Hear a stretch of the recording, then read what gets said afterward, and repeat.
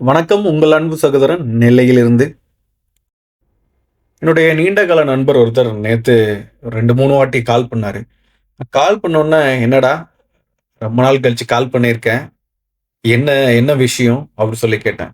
"ம் மச்சான் நான் இப்படி ஒரு பங்கு வாங்குனேன். அந்த பங்கு ஒரு 3 நாளா வச்சு செஞ்சுட்டாங்க. இப்ப என்ன மச்சான் பண்ணலாம்? எனக்கு பயமா வேற இருக்கு. நல்ல ப்ராஃபிட்ல இருந்துச்சு. அழகா ப்ராஃபிட்ட புக் பண்ணிட்டு வெளிய வந்துரலாம்னு நெனச்சேன். ஆனா 3 நாளா ரொம்ப அடிச்சு கீழ தள்ளிட்டாங்க. எனக்கு தூக்கமே வரமாட்டேங்குதுன்னு" சொன்னான். தூக்கமே வரல அப்படின்னு சொன்ன என் நண்பன்ட்ட நான் ஒரு கதைய ஆரம்பிச்சேன். எங்க ஊர்ல ஒரு சின்ன கோயில் இருந்துச்சு.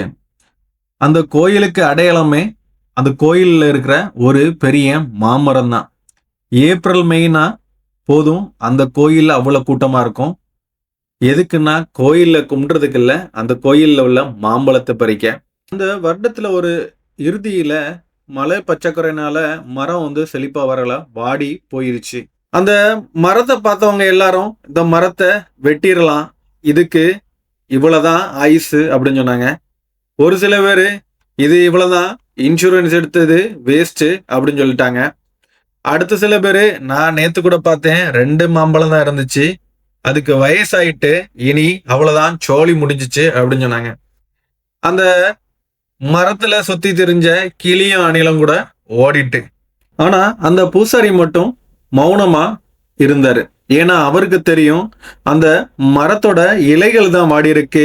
மரத்தோட வேர் இன்னும் உறுதியா தான் இருக்கு அப்படின்னு நம்புனாரு. நாட்களும் ஓடிச்சு. அடுத்த வருடம் மழையும் வந்துச்சு. இந்த இந்த முறை நல்ல மழையினால மாமரம் நல்ல கனிகள குடுத்துச்சு. யாரெல்லாம் அந்த மரத்த வெட்டி போடுங்க, இன்சூரன்ஸ் எடுத்து வேஸ்ட்ன்னு சொன்னாங்களோ, அவங்க தான் முன்ன போய் நின்னு அந்த மாமரத்துல கனிய பறிச்சு உண்டாங்க. பூசாரியும் மறுபடியும் முதல்ல இருந்தா அப்படின்னு சொல்லி சிரிச்சுக்கிட்டே போயிட்டாரு. "மச்சான், உன் கதையெல்லாம் கேட்க எனக்கு நேரம் இல்ல. எனக்கு காதுல ரத்தம் வருது. இந்த ஸ்டாக்க வச்சுக்கலாமா? இல்ல வித்துறலாமா? அத மட்டும் சொல்லு" அப்படின்னு மறுபடியும் ஃப்ரெண்டு சத்தம் போட ஆரம்பிச்சுட்டான். நானும் ஒரு பஞ்சோட கதைய முடிச்சிடலாம்னு சொல்லிட்டு என் ஃப்ரெண்ட் நண்பன்ட்ட, ஊர்ல சில பேரு மழை வரலன்னா மரத்த குறை சொல்லுவான். பங்கு சந்தையில சில பேரு ஒரு குவார்ட்டர்ல சரியில்லைன்னா கம்பெனிய குறை சொல்லுவான்னு பஞ்சு டயலாக் விட்டேன். அதோடு விடாம, அறிவாளி மரத்த வேற பார்ப்பான், முதலீட்டார் கம்பெனியோட ஃபண்டமெண்டல பார்ப்பான்னு குதர்க்கமா அவனுக்கு பதில் சொன்னேன். அதையும் புரிஞ்சுக்காத அவன், "மச்சான் முடியல உன்னால, தயவு செய்து பதில சொல்லு" அப்படின்னு சொல்லிட்டு கோவப்பட்டுட்டான். கதைய கேட்டு கோவப்பட்டு போன எனது நண்பனுக்காகவும், இவ்வளவு நேரம் பொறுமையா இந்த ஆடியோ கேட்டுட்டு இருந்த உங்களுக்காகவும், கடந்த 3 நாளா கீழ போயிட்டு இருக்க தங்கமயில் ஜுவல்லரிய என்னாச்சு, ஏதாச்சுன்னு பார்க்கலாம். வருடத்திற்கு 85,000 கோடி டர்ன் ஓவரும், 45 லட்சம் கஸ்டமர்ஸ கொண்ட இவங்களுக்கு 66 ரீட்டெயில் ஸ்டோர்ஸ் இதுவரை இருக்குது. அதுல 2 சென்னையில இருக்குது. சென்னையில இவங்களோட பிரசன்ஸை இன்னும் ஸ்ட்ராங் ஆக்குறாங்க. வருகிற செப்டம்பருக்குள்ள 4 ஸ்டோரும் சென்னையிலே ஓபன் பண்றாங்க. ஸ்டாக்ஸ் விழுவதற்கு காரணம் என்ன அப்படின்னு பாத்தீங்கன்னா, இயர் ஆன் இயர் கம்பேரிசன் பாத்தீங்கன்னா டேட்டாஸ் நல்லா இருக்குது. அண்ட் குவார்டர் ஆன் குவார்டர் பாத்தீங்கன்னா டேட்டாஸ் கொஞ்சம் பேடா இருக்குது. டோட்டல் சேல்ஸ் பாத்தீங்கன்னா குவார்டர் ஆன் குவார்டர் 6% குறைஞ்சிருக்குது. ஹோல்சேல் பாத்தீங்கன்னா 34% உயர்ந்திருக்குது. இன்வென்டரி டர்ன் ஓவர் வந்து 7% குறைஞ்சிருக்கு. அதாவது மறுசுழற்சி, எத்தனை வாட்டி இவங்க வந்து புதுசா கோல்டு பை பண்ணாங்க அப்படின்னு.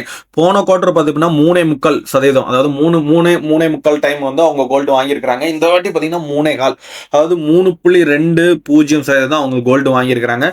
குவார்டர் ஆன் குவார்டர் பண்ணும்போது கொஞ்சம் குறைஞ்சிருக்குது இன்வென்டரி டர்ன் ஓவர். இவங்களுடைய டிஜி கோல்டும் நல்லாவே பெர்ஃபார்மன்ஸ் பண்ணிட்டு இருக்கு. நிறைய பேர் ரூ. 100 200ன்னு சின்ன சின்ன அமௌண்ட் எல்லாம் நிறைய பேர் பார்ட்டிசிபேட் பண்ணிட்டு இருக்காங்க. அதனால எங்களுடைய ஹோல்சேல் வந்து ரொம்பவே இம்ப்ரூவ் ஆயிருக்கு. ஆனா இதுல ஒரு பேட் டிராபேக் என்னன்னா, இதோட மேக்கிங் சார்ஜஸ் எல்லாம் இன்னும் ரெக்கார்ட் ஆகல. ஸோ இவங்களுடைய மார்ஜின்ஸ் குறைஞ்சிருக்குது. ரீட்டைல் சேல்ஸ் பாத்தீங்கன்னா குவார்டர் ஆன் குவார்டர் பாத்தீங்கன்னா 8% குறைஞ்சிருக்குது. அண்ட் கோல்டு ஜுவல்லரி சேல்ஸ் பாத்தீங்கன்னா 9% குறைஞ்சிருக்கு. நான் கோல்டு ப்ராடக்ட்ஸ் சில்வர் டைமண்ட்ஸ் பார்த்தீங்கன்னா 7% வாங்கியிருக்கு. சூப்பர், இது நல்ல ஒரு முன்னேற்றம் தான். அதுக்கப்புறம் ப்ராஃபிட் ஆஃப்டர் டாக்ஸ் பார்த்தீங்கன்னா 41% குறைஞ்சிருக்கு குவார்டர் ஆன் குவார்டர் கம்பேர் பண்ணும்போது. சேம் ஸ்டோர் சேல்ஸ் க்ரோத் பார்த்தீங்கன்னா குவார்டர் ஆன் குவார்டர் பண்ணும்போது குறைஞ்சிருக்குது. அண்ட் இயர் ஆன் இயர் பார்த்தீங்கன்னா ஓவரால் நல்லா தான் இருக்குது. இந்த குவார்டரில் பார்த்தீங்கன்னா சேம் ஸ்டோர் சேல்ஸ் பார்த்தீங்கன்னா 44.4% உயர்ந்திருக்கு. ஸோ ஓவராலாக பார்த்தீங்கன்னா க்ரோத்து கொஞ்சம் மியூட் ஆயிருக்குது. இதுக்கு காரணம் என்ன அப்படின்னு பார்த்தீங்கன்னா, நம்ம மக்களுக்கு என்ன ஒரு மைண்ட் இருக்கும், இப்ப எல்லாருமே வந்து தெளிவாயிட்டாங்க.